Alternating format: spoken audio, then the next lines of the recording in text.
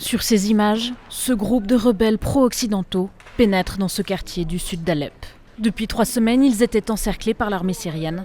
Leur riposte, faite de voitures piégées, de kamikazes et d'échanges de tirs, a fragilisé les soldats de Bachar el-Assad.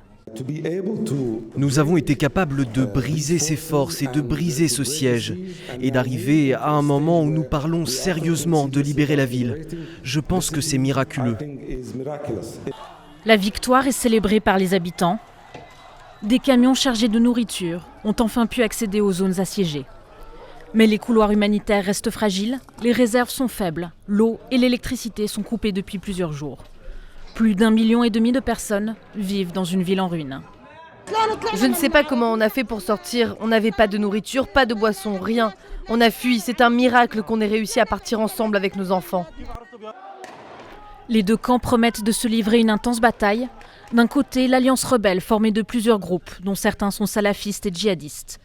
Parmi ses soutiens, la Turquie et l'Arabie saoudite. De l'autre côté, l'armée syrienne appuyée par les frappes aériennes russes, le Hezbollah libanais et les forces iraniennes. Le régime de Bachar el-Assad vient d'envoyer 2000 hommes en renfort. À l'ONU, l'annonce de ce combat inquiète.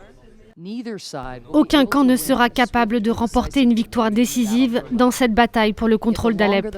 Et pourtant, plus longtemps dureront les combats, plus nombreux seront les civils coincés au milieu et plus cher ils en paieront le prix. Depuis le début du conflit, la moitié de la population syrienne a fui le pays.